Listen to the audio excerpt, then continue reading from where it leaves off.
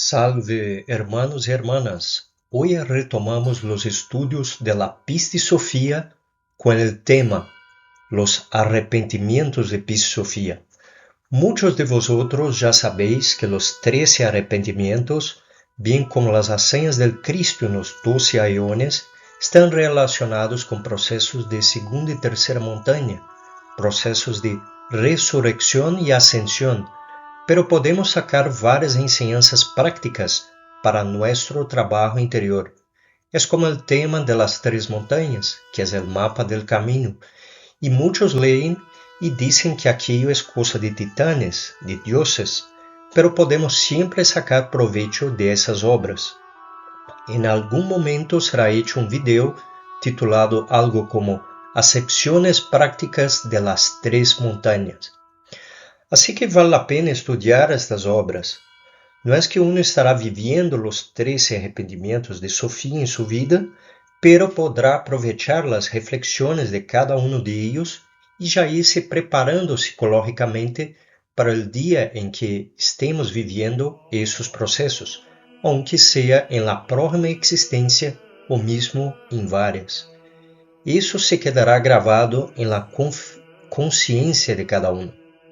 Una aclaración, ustedes van a ver muchos extractos de la Pistisofía en ese video, pero descuidad, no vamos a leer todo y vamos a nos concentrar en las aclaraciones de la obra. Después, aquellos que quieran podrán pausar el video y leer con calma para profundizar en los temas. Adentremos pues en ese universo de los 13 arrepentimientos de Pistisofía. Veamos.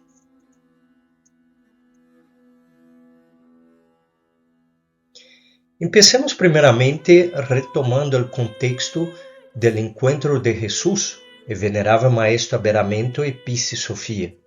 Ese encuentro ocurre en el capítulo 29, cuando Jesús entra en el 13º eón o aeón 13. Para aquellos que han visto el primer episodio de esa serie, Las Hazañas del Cristo, van-se acordar los prodigios hechos por Aberramento a lo largo de los 12 eones o dimensiones del universo. Vimos que él brillaba con una luz nunca antes vista, fruto de incesantes transmutaciones de su mercurio sagrado, además de alterar las esferas y el destino de muchas gentes, haciendo los arcontes del destino girar 6 meses a la izquierda y 6 meses a la derecha, además de haber confundido a aquellos que cayeron en la creación, haciéndolos girar de la misma manera. Hubo también un diálogo entre él y sus discípulos, en especial María Magdalena y también su madre María, y nos ha traído esa enseñanza maravillosa sobre Melquisedec y el apresurador. Pero vamos ahora a visualizar toda esa historia de la perspectiva de un iniciado, de una persona que está haciendo el camino. ¿Qué significa haber atravesado 12 aeones? Nos acordemos que el libro nos habla sobre la perspectiva cristiana, los procesos de segunda y tercera montaña. O sea, se trata de un iniciado que ha concluido las 3 montañas y ahora está a las puertas del aeón 13, en las puertas del Ain, listo para dejar la creación. Y ahí el Cristo íntimo del iniciado encuentra a Pistisofía triste y llena de sufrimiento a la causa de los tormentos que le causó el obstinado ego. Todavía no fue aceptado en el 13º aeón, donde vive su familia, los 24 invisibles. Veamos ahora el encuentro de Jesús y Pistisofía.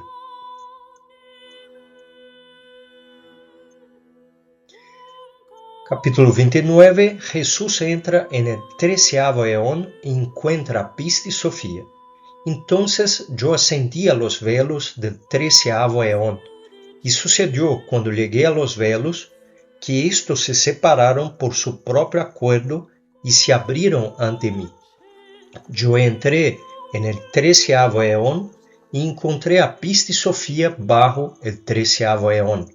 Estaba sola, sin nadie junto a ella, colocado em essa região, lamentando-se e remiendo porque não havia sido admitida en el 13º eón, su región inmediata más alta. Y también penaba debido a los tormentos que obstinado, quien es uno de los 3 triples poderes, le había infligido. Pero de esto, cuando os hablé de ello, de su expansión, os diré el misterio y de cómo tal cosa le ocurrió. Y ese encuentro entre Jesús y Piscis Sofía será retomado en el capítulo 75 y concluirá su historia en el capítulo 82, porque antes, en el capítulo 30, María, la madre de Jesús, anhela saber la historia de Piscis Sofía, porque se encuentra fuera del 13º eón. Entonces Jesús, a lo largo de 40 capítulos más o menos, cuenta la historia de Piscis Sofía, incluso sus 13 arrepentimientos, que van desde el capítulo 32 hasta el 58. Por cuestiones didácticas, vamos a empezar a contar la historia de Piscis Sofía exclusivamente con base en las enseñanzas dadas por Jesús en el capítulo 30 y 31 del libro. Después hablaremos de forma resumida sobre los 13 arrepentimientos. Sin embargo, más adelante aquí en el canal vamos a profundizar uno a uno todos los arrepentimientos de Sofía. Y por fin retomaremos también ese diálogo entre el Cristo y Piscis Sofía que ocurre entre los capítulos 75 y 82 en profundidad.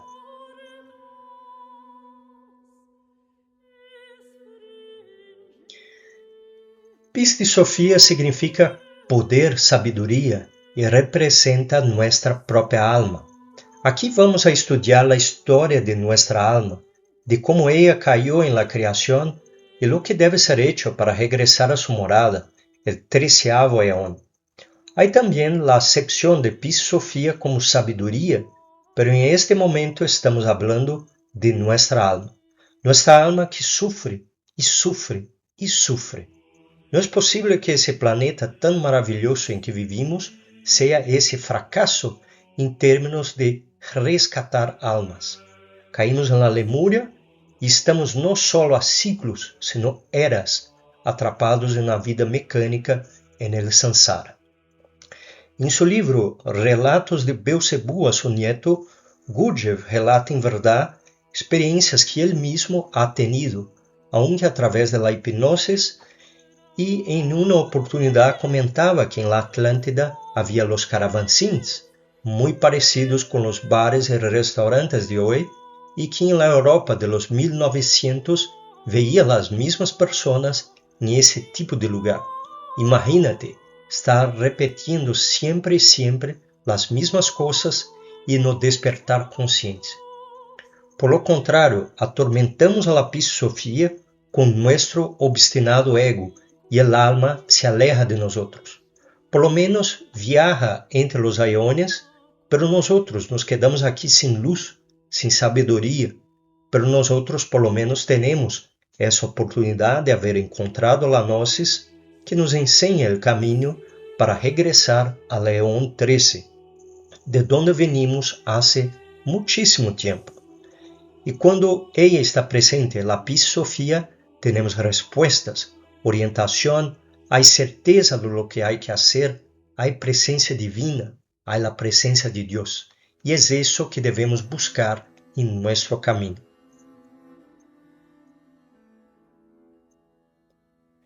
Y allí, en el capítulo 30, tras María preguntar a Jesús por qué Piscis Sofía está fuera de su morada en el 13º eón, y Jesús empieza a explicar lo que ocurrió.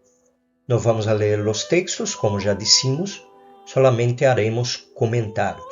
Después de la explicación del trozo que está en la pantalla, recomendamos que ustedes den un pause y lean el texto de la Piscis Sofía, que se quedará más claro. Como ya hemos dicho, la morada de nuestra alma es el 13º eón. Cuando estaba ahí, por mandato del primer misterio, que es el Padre, contempló la luz del tesoro de la luz. El tesoro de la luz es una región dentro del absoluto y simboliza el ser ya autorrealizado y resurrecto. Entonces, Pista y Sofía deseó llegar a esa región del tesoro de la luz y cantó alabanzas a la luz de las alturas. Y eso significa que nuestra esencia quiere llegar hacia la autorrealización, y para eso es necesario el trabajo en la magia amorosa, allá en el arcano 6, que en verdad es el amor verdadero, es la lucha contra la tentación, es la regeneración sexual que nos permite ir tejiendo nuestras vestiduras de luz, dígase primeramente los cuerpos solares, y solo más adelante en la tercera montaña las vestiduras de luz, como vimos en el episodio 1, las hazañas del Cristo.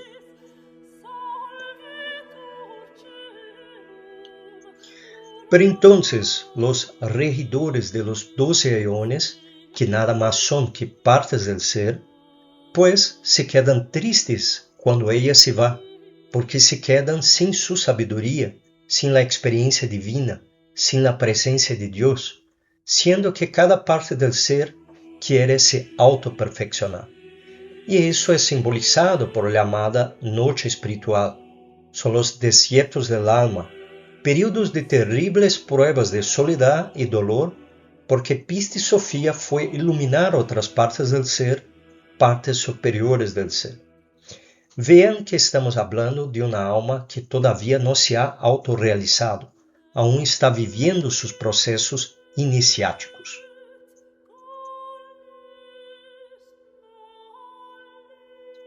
Y justamente debido a la presencia del obstinado ego, que es el tercer triple poderoso, que a la vez representa mente, deseo y sexo, y observen eso, que se había vuelto desobediente, ya que no había dado la purificación de su luz y que quería reinar sobre los 13 aeones. Primeramente, cumple aclarar que todas las partes del ser y mismo ese trío de mente, deseo y sexo devienen del 13º eón, conforme las revelaciones del maestro Samael, pero justamente por haber caído en la generación animal, se volvió desobediente, llegando al punto de querer reinar sobre los 13 aeones. No ha dado todavía su purificación de luz, porque todavía mente, deseo y sexo están contaminadas por el ego. Sobre ese tema de la desobediencia, aquí también hay dos acepciones. Una son las personas desconectadas totalmente de Dios, sea a través de una vida hedonista, sea a través de la intelectualización de todo. Pero en nuestro contexto gnóstico se refiere a aquellas personas que mismo teniendo la enseñanza no la practican. O sea, la persona conoce los misterios, pero no aniquila el ego, no da la purificación de su luz. Entonces la persona intelectualiza la enseñanza y es de esa manera como quiere tener control de todos los aeones a través de la mente que cree lo sabe todo. Aquí podemos decir que hay dos acepciones. Una es los regidores enfurecidos juntamente con el trío mente, deseo y sexo que sufren por la ausencia de Pista y Sofía, que viaja entre los aeones para atender partes más elevadas del ser. Entonces, una persona que está buscando los misterios, que practica la alquimia, tiene una abundancia de experiencias, siente la asistencia divina y la presencia del Padre, pero de pronto se va Sofía y acaba todo eso. Y si la persona no tiene telema, si no tiene voluntad, si no soporta la ausencia de Sofía en las noches del alma, pues fracasa, tira la toalla, protesta contra la divinidad, se vuelve escéptico y quizá estuviera en su mejor momento, a punto de pasar las pruebas, pero termina por abandonar el camino.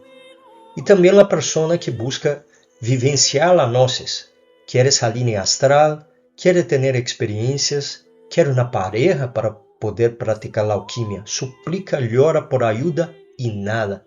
De ahí se enoja, se vuelve escéptica, materialista, desiste de las noches que no da resultados, pero en verdad la persona no está preparada, no se ganó el derecho, y eso pasa justamente por la muerte del ego, aunque se limite a profundas reflexiones y arrepentimientos de sus defectos. Aquí entra Pistisofía en la acepción de sabiduría, como hablamos en el comienzo de esa ponencia. El maestro Samael nos habla que tuvo una experiencia con Minerva, que representa también la sabiduría, y que al pedírsela, ella mantuvo silencio, porque el silencio es la elocuencia de la sabiduría, y también que la figura de esa diosa se redujo a un triángulo, que representa el trabajo con las tres fuerzas primarias. El Padre, representando la voluntad, el Hijo, el Cristo, que representa la muerte del ego, y el Espíritu Santo, que simboliza la transmutación de nuestras energías creadoras. Entonces, tanto aquellos que están avanzando en el camino y un bello día Pistisofía se aleja, como los otros que buscan los misterios y no tienen respuestas, como también aquellos desconectados de Dios, los poderes tenebrosos del yo de cada uno de ellos quieren despojar a la Pistisofía de sus poderes y arman una trampa para ella. He ahí la trampa del obstinado ego, prácticamente obligando a la Pistisofía a mirar hacia abajo en las regiones inferiores, emanando una falsa luz simbolizada por el poder rostro de león, que aquí en esa acepción representa la personalidad humana.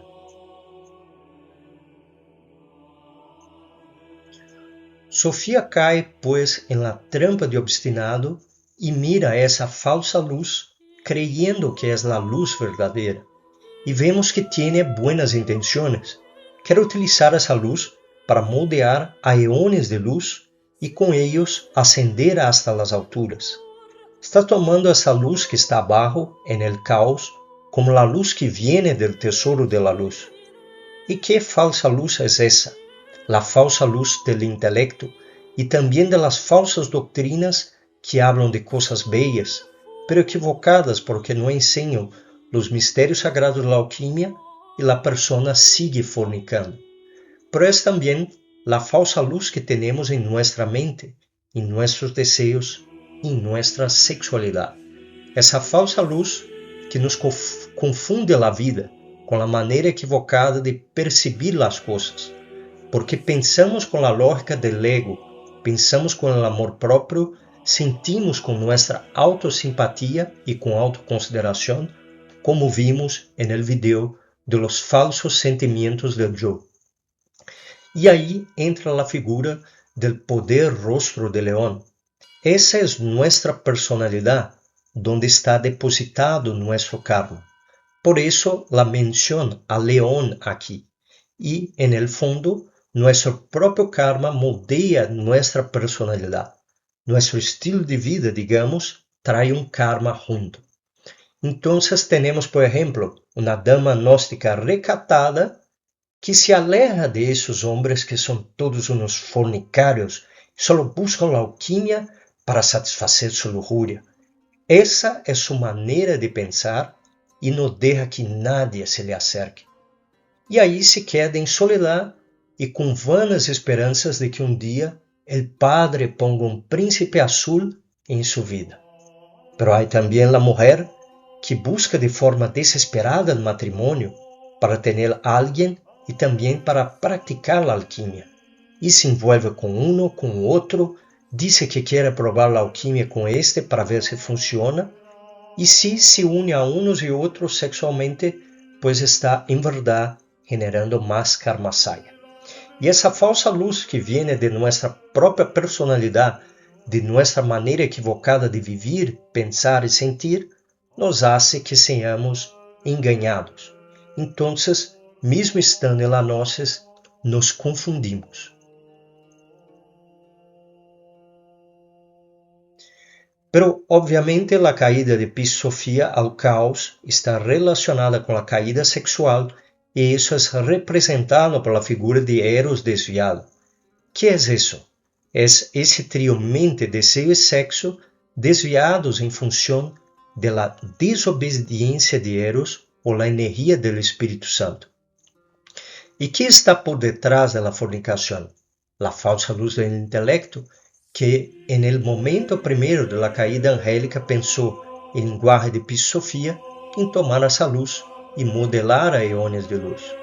Nos acordemos que justamente fueron los ángeles caídos en la antigua Lemuria que enseñaron a la humanidad de aquella época a fornicar, incluso a realizar la cópula sagrada fuera de los templos, y seguramente presentaron poderosos argumentos en favor de comer el fruto del árbol prohibido de la ciencia del bien y del mal, que nada más es que el sexo.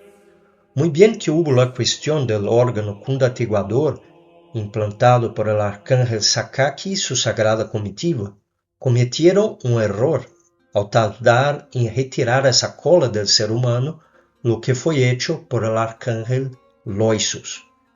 Pero fue el poder rostro de león, la personalidad, juntamente con el triple poderoso mente, deseo y sexo, quienes engañaron a Pisofía con su falsa luz y le hicieron comer el fruto prohibido.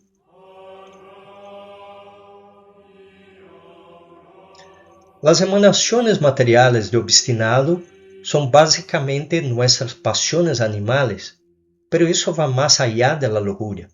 Envuelve también nuestro orgullo, nuestro amor propio, nuestros deseos que pasan por la lujuria, la gula, la codicia y mismo la pereza. También nuestra ira, nuestros resentimientos y rencores y nuestros odios. Todo eso oprime a Pisofía. Y no nos olvidemos de la personalidad egoica del poder rostro de león que también ataca a Pisofía. O sea, en el instante en que nosotros nos entregamos al ego, cuando nos rendimos a la lógica del ego, a esa falsa luz, nuestra Pisofía pierde fuerza y llora al ser oprimida por estas emanaciones. Entonces, de nuestra perspectiva como gnósticos, si antes teníamos ganas de meditar, hacer las prácticas, de practicar la alquimia correctamente y transmutar, incluso teníamos el poder de sentir remordimiento y de perdonar a los demás, ahora el ego añade iniquidades a sus iniquidades. Ahora tiramos la toalla y o abandonamos el camino o vivimos la gnosis a medias. Todo por una frustración con el dirigente y la institución que estamos, o por no tener resultados, o simplemente por falta de fuerza y pereza nos acomodamos y poco a poco nosotros mismos vamos nos alejando de la enseñanza, porque las cosas materiales se vuelven más importantes que la autorrealización, más importantes que salvar a nuestra alma. Vean cómo es muy sutil esa cuestión de la falsa luz y que el libro de la Pisofía no habla meramente de procesos de segunda y tercera montaña. Son enseñanzas hechas para nosotros los gnósticos, porque esos manuscritos fueron descubiertos en 1773 y nadie le hizo caso hasta la develación del maestro Samael. Yo creo que también Blavatsky habló algo al respecto. Aquí no encontramos solo la historia de la caída de nuestra alma en la creación, pero sí reflexiones que pueden nos dar un gran impulso para revalorar varias cosas en el camino.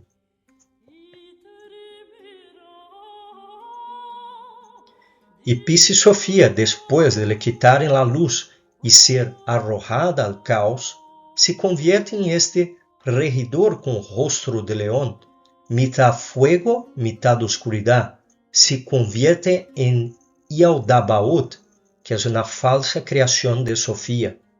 Él se separa de ella y le quita parte de su luz, con lo cual pierde cualidades y cae en el caos. Aquí en ese contexto, Yaldabaoth simboliza el anticristo. Todos nosotros tenemos los átomos del anticristo que odian a Pisofía. odian los anhelos espirituales, odian la castidad, los misterios de alquimia, y se mueve toda una maquinaria tenebrosa dentro de nosotros y dentro de la mente de los demás que nos rodean para impedir que Piscis Sophia barre a los misterios de la alquimia para que encuentre sentido el caos de nuestra vida y resplandezca de poder y de luz. E miren que desde la Lemuria foram enviados vários avatares à humanidade para ensinar o caminho de regresso ao ser, o caminho de la redenção sexual, pero justamente essa maquinária tenebrosa del anticristo, que é basicamente a falsa luz do intelecto, que aqui em esse contexto de la sexualidade é representado por essas doutrinas falsas que sempre houveram em la história da humanidade e que ou justificam a fornicação ou simplesmente não falam sobre a redenção através da alquimia, levando seus feligreses por el caminho do error. Pero onde está a verdadeira luz de Piscis Sophia que o anticristo cree tener e não tiene? A verdadeira substância está en el caos, e aí la encontramos através do cruzamento del mercúrio e del azufre. É aí el caos sexual, através de los mistérios da alquimia, quando hacemos luz en las tinieblas, quando brota a luz de las tinieblas.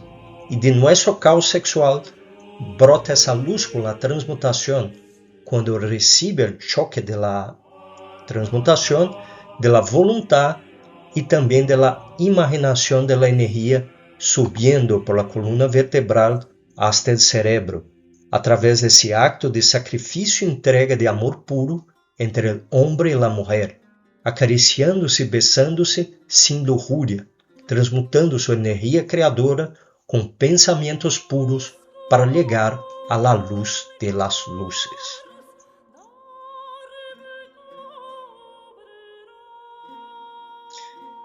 E en el capítulo 32 se dice que Piscis Sophia lloró en exceso y clamó a la luz de las luces pidiendo perdón y expresando su primero arrepentimiento, porque empezó a percibir que ha perdido todo, que ya no es Sofía, no recuerda más su nombre interno y se ve rodeada de tinieblas y de esa falsa luz engañosa que es el intelecto.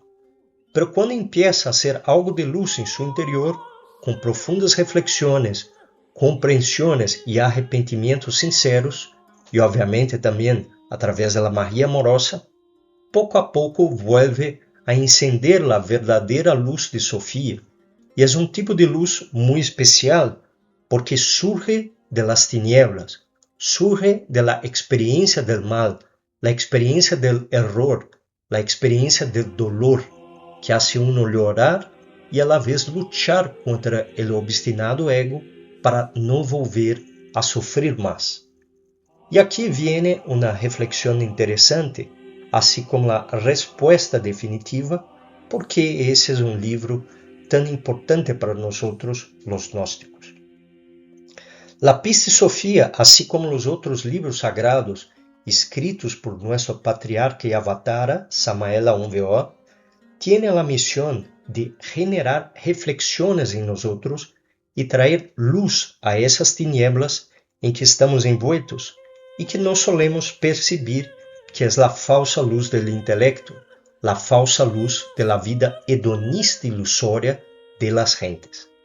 Então, essas obras del Cristo têm, digamos, o mesmo efeito que Piscis Sophia contemplar su nombre delante de las vestiduras del Cristo allá en los mundos superiores, porque quando uno lee essas obras, se emociona, se encanta, se identifica com muitos temas, porque quizá em outros tempos encontrou os mistérios, además que allá en el fondo la alma nuestra Piscis Sophia, se prosterna ante esses mistérios crísticos, porque allá en el fondo se recuerda que estuvo dia en el 13º aeón.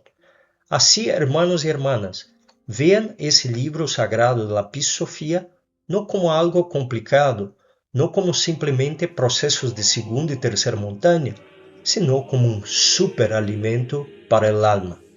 Yo diría lo más elevado, porque es la obra magna dejada por nuestro maestro Samael. Y ustedes verán que cada arrepentimiento de Pis Sofía hace uno reflexionar y se arrepentir de sus errores, como cuando el maestro comenta que la corriente lujuriosa del hijo pecador hunde la Madre Divina en el océano del dolor, aunque sea en un nivel muy superficial, porque realmente solo allá, cuando esté viviendo el camino, es que realmente podremos expresar tales remordimientos de conciencia.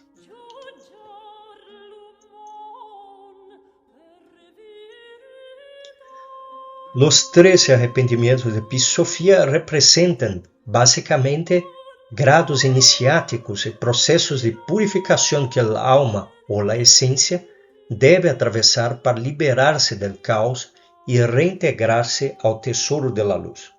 Cada uno de estos pasos es resuelto por una parte autónoma del ser personificada en los apóstoles, la cual aporta una facultad específica necesaria para vencer al obstinado ego y al poder rostro de león, aquí en el caso el karma.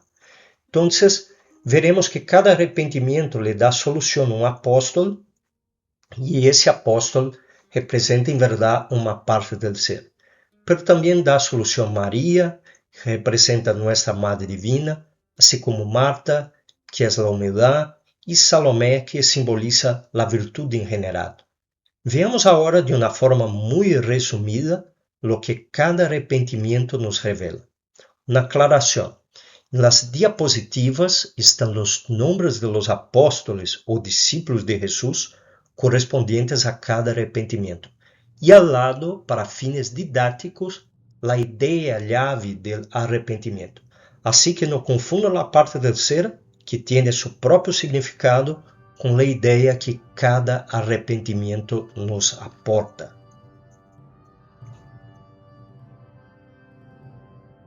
El primer arrepentimiento representa el despertar de la conciencia y la autoobservación. Es asociado con María, la Madre de Jesús, que es la representación de nuestra Madre Divina Kundalini, quien nos aporta la serenidad y la capacidad de oír la súplica del alma caída para iniciar su despertar. A descripción de ese arrepentimiento es el siguiente. Sofía se encuentra en la oscuridad absoluta tras ser engañada por una falsa luz. En ese estado nacen los malos pensamientos, que son los yoes, y el alma, reconociendo su miseria, clama al anciano de los días para no ser sumergida totalmente por la materia. El significado de ese arrepentimiento representa el inicio del despertar de la conciencia, porque María aporta esa capacidad de oír la voz del ser y la serenidad necesaria para comprender la miseria interior en la que se encuentra el alma al haber abandonado su región. Aquí se queda claro que todo arrepentimiento auténtico debe tener un fundamento sexual para ser verdadero, transformando la tierra de la personalidad en el fuego del Kundalini. El segundo arrepentimiento está relacionado con el fundamento sexual. Es relacionado con Pedro, que bien sabemos es el hierofante de los misterios de la divina sexualidad. Representa la piedra cúbica de Yesod, el sexo, como el fundamento indispensable para edificar la Jerusalén celestial. Aquí en ese arrepentimiento, Sofía suplica ayuda desde el caos, mientras las emanaciones de obstinado, que es el ego, intentan arrebatarle su luz. Ella reconoce que ha tenido fe en la luz desde su emanación original. El significado de ese arrepentimiento se enfoca en la piedra cúbica de Yesod, que es el sexo, como base indispensable de la gran obra. El alma comprende que para edificar la Jerusalén celestial debe trabajar en la novena esfera, que es el sexo, mediante la transmutación de la energía creadora. Establece que la suprasexualidad es el camino para abrir las puertas del cielo y nuestro Pedro interior posee esas llaves. Es a través del uso inteligente del impulso sexual de Lúcifer Baphomet que transmutamos plomo en oro, mientras que derramar el vaso de Hermes nos conduce al abismo.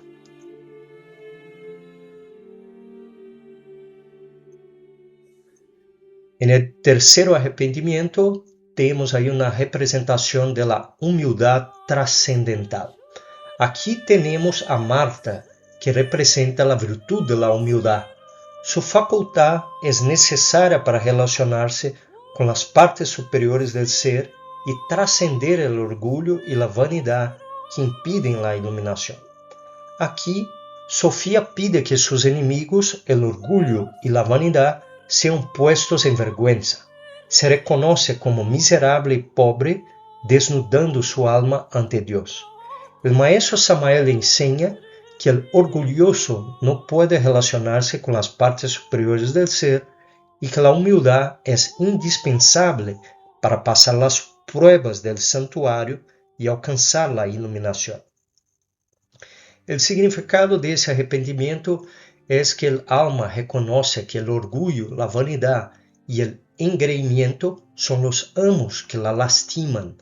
Se enseña que sin humildad es imposible relacionarse sabiamente con las partes superiores del ser o alcanzar la verdadera iluminación. Sin humildad es imposible pasar las pruebas de la tercera serpiente del cuerpo astral o alcanzar la iluminación. El orgullo místico y la autoimportancia son obstáculos que detienen el avance del iniciado.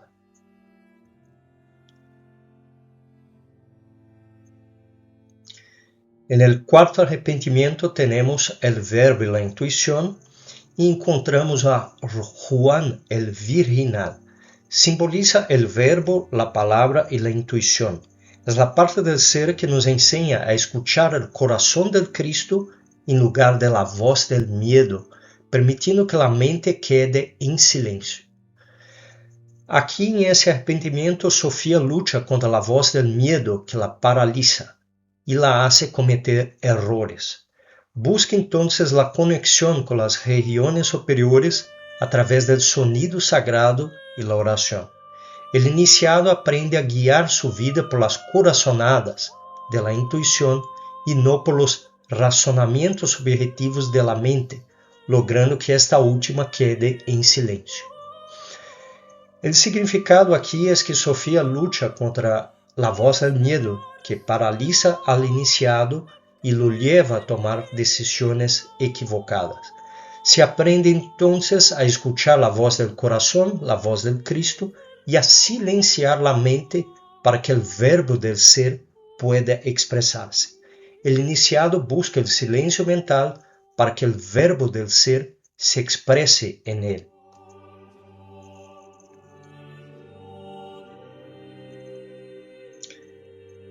El quinto arrepentimiento está relacionado con los mundos internos, Ginas y astral. Felipe es el escriba y testigo de los misterios, que representa la capacidad de verificar las dimensiones superiores a través de las salidas en astral y los misterios Ginas, comprendiendo que como es arriba, es abajo. Aquí, Sofía se siente como un cuerpo material abandonado en el caos. Compreende que para subir a las alturas, primero debe descender a las profundidades para extraer luz de las tinieblas. El significado de ese arrepentimiento está basado en la máxima de lo que está abajo es como lo que está arriba, y el alma comprende que debe bajar al caos para extraer luz de las tinieblas. Felipe ayuda al iniciado en la experiencia de desdoblamiento astral y los misterios Ginas, permitiendo que el alma compruebe por sí misma la realidad de los mundos internos. Es aquí en ese capítulo que es descrita la tabla de esmeralda de Hermes Trismegisto.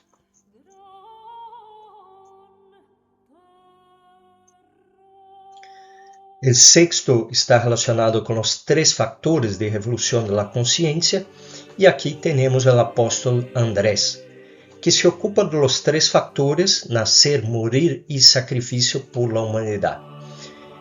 Andrés representa la confianza en el ser durante los martirios y pruebas psicológicas necesarias para purificar el mercurio. Puede ser llamado de guía en los martirios. Aquí Piscis Sophia es atacada por el poder del rostro de león, y aquí en la acepción del karma, y Sofía pide que sus iniquidades no le impidan pasar la gran prueba del santuario. Se enfatiza la confianza en el ser, incluso en el abismo más profundo. Andrés ayuda a preparar el mercurio de los sabios y a cruzarlo con el azufre para cristalizar los cuerpos existenciales superiores del ser, el astral, mental y el causal. Significado aquí es que Andrés guía al alma a través de la cruz en X, que representa el trabajo completo en la gran obra: morir para el ego, nacer, criar los cuerpos solares y el sacrificio por la humanidad. Se enfatiza la confianza absoluta en el ser, incluso en las profundidades del abismo o el dolor kármico, y también durante los martirios del trabajo alquímico, que es en verdad lo significado de la cruz en X. Andrés ayuda también a purificar al mercurio y a cristalizar los cuerpos existenciales superiores hasta serem de oro puro, y eso ocurre con los procesos de calificación de las iniciaciones de fuego. El séptimo arrepentimiento representa el discernimiento del íntimo. Aquí encontramos el apóstol Tomás, que se asocia con la comprensión profunda, la paciencia y la sensatez. Es la parte del ser que permite al iniciado asimilar las enseñanzas de la región de Atman o el íntimo.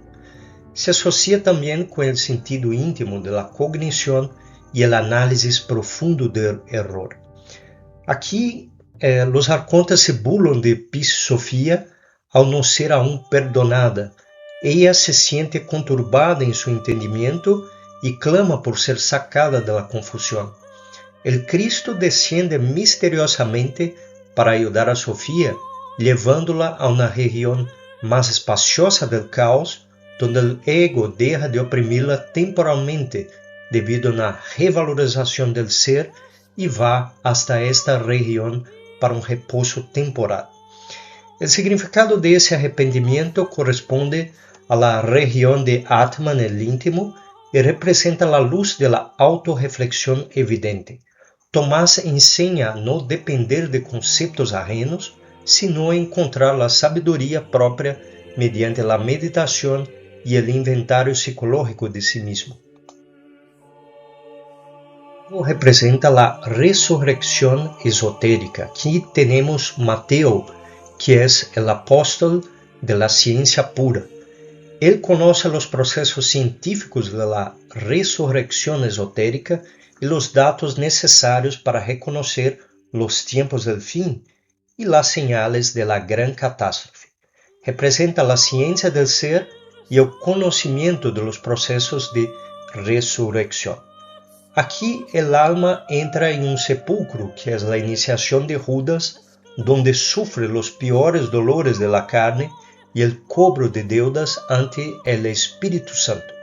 Se invoca a Minerva, la justicia, para que el alma sea salvada según su balanza y no sea expuesta a la ignominia de los yues fariseos. El significado está ligado a los procesos de la resurrección esotérica y al pago de deudas ante el Espíritu Santo por pecados sexuales. Representa un proceso de muerte radical del ego para lograr la resurrección y la fusión con el alma divina.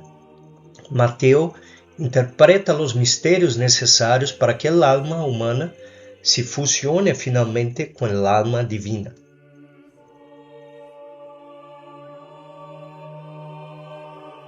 Aquí en noveno tenemos el perdón y la ascensión, y como apóstol Santiago el Mayor. Él es el bendito patrón de la gran obra. Representa el mercurio de la filosofía secreta que es la energía creadora y se encarga de los principios fundamentales para la culminación de la labor alquímica. Aquí, mientras Sofía proclama este arrepentimiento, el anciano de los días acepta su súplica y ordena al Cristo sacarla del caos. Ella comienza a ver un gran resplandor y recibe enseñanzas sobre las maravillas de la luz que le permite empezar a subir hacia el 13º eón. El significado es que el iniciado es perdonado en la hora 9 al recibir su número secreto e integrarse al grupo arcangélico correspondiente tras haber calificado sus iniciaciones. El 10º representa el regreso al origen, y aquí nuevamente el apóstol Pedro, que interviene nuevamente para reforzar los misterios del sexo, pero en una octava superior, permitiendo que el alma se llene de valor frente al Cristo, tras reconocer que su verdadera morada es el eón 13. Aquí Sofía clama que su poder estaba en regiones que no eran las suyas y pide ser salvada de los labios injustos. Al ver la luz del Cristo, Sofía se llena de valor frente a los demonios y reconoce que su verdadera morada es el eón 13 y no las regiones del caos.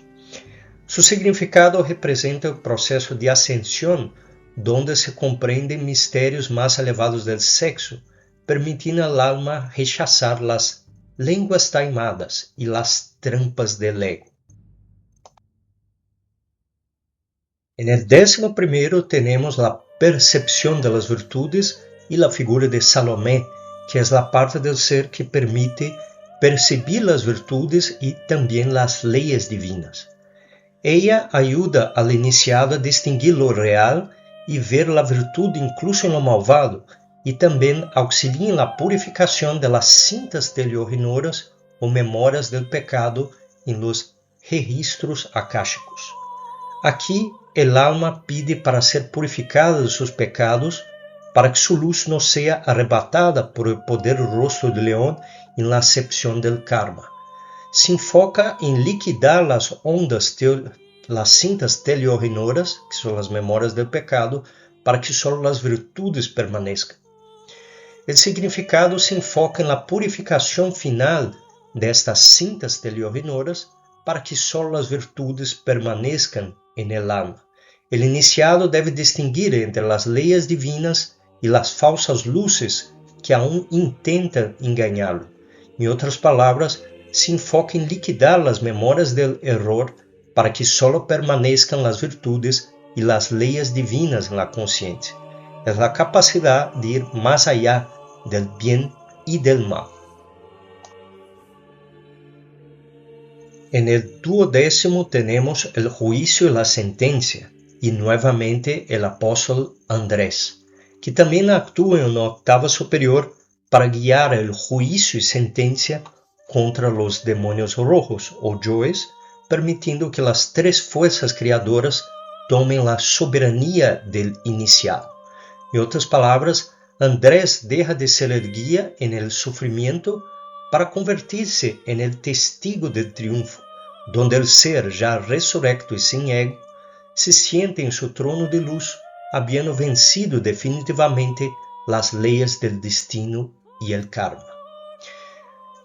La descripción es: ese arrepentimiento es un proceso de juicio y sentencia sobre lo vivido en el descenso al caos.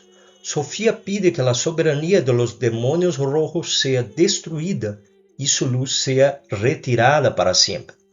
El significado es la sentencia final contra el anticristo interior. Se decreta que los yoes sean despojados de su soberanía y que las tres fuerzas primarias, Padre, Hijo y Espíritu Santo, tomen el control total de la psiquis del iniciado.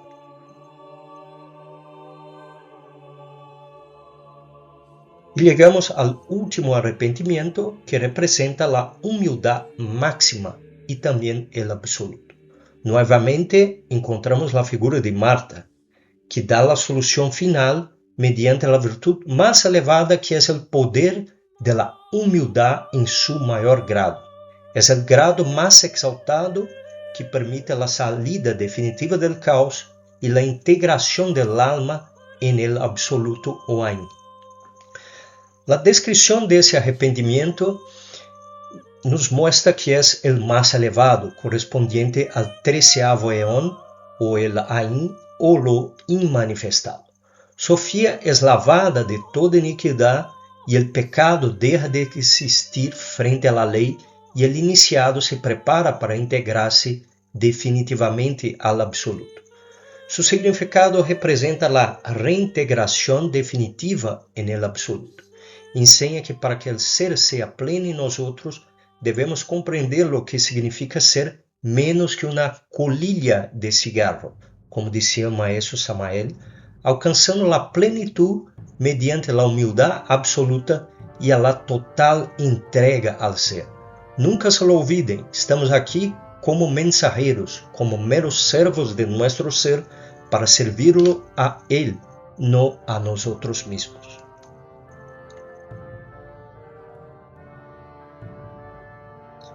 Y el diálogo entre Jesús y Piscis Sofía, tras haber sido ella rescatada de las profundidades del caos, se centra en su proceso de purificación final y su transición hacia el 13º eón. A continuación, se presenta un resumen de los puntos claves de este intercambio.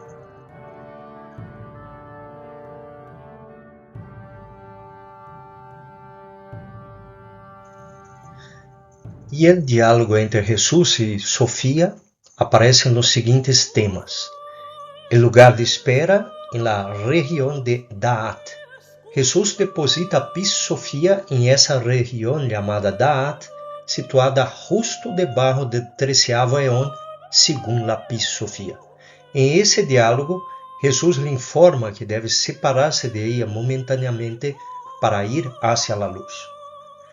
Pero ahí entra un temor en Piscis Sofía, ela expresa un profundo temor de que al quedar sola, el tirano Adamas y los regidores del ego la ataquen de nuevo para arrebatarle la luz que ha recuperado.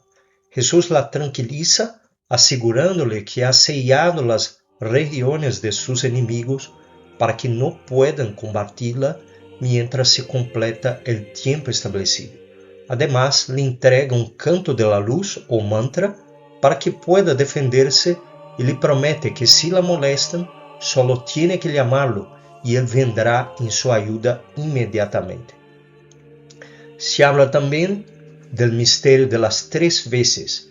Jesús le explica que su regreso definitivo ocurrirá cuando se completen las 3 veces, lo que simbólicamente representa la perfección total del iniciado. Sofía cuestiona cómo sabrá que ese momento ha llegado, a lo que Jesús responde que la señal será la apertura de la puerta izquierda del tesoro de la luz, situada más allá del 13º eón.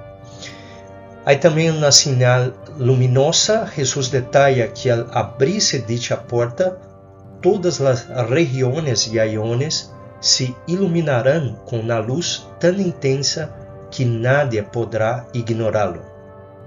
En ese instante, Adamas y sus regidores intentarán forzarla por última vez para quitarle su luz, creyendo que ella ha aprisionado el poder de ellos en el caos. Y por fin, el rescate final, Jesús le instruye que en ese momento de presión entone elogios a la luz. Él promete descender nuevamente, quitarle todo el poder a Adamas para entregárselo a ella y finalmente conducirla a su morada original entre los 24 invisibles del 13º eón. Ese diálogo narrado por Jesús a sus discípulos en el Monte de los Olivos sirve para enseñarles que cada parte del ser deve passar por el proceso de purificación y confianza en la luz que experimentó Pis y Sofía antes de lograr la liberación total del universo de la relatividad. Y llegamos así al final de ese resumen o visión general de los arrepentimientos de Sofía, así como los diálogos con el Cristo. Más adelante hablaremos en profundidad sobre cada uno de los 13 arrepentimientos, así como profundizaremos esos diálogos que acabamos de explicar.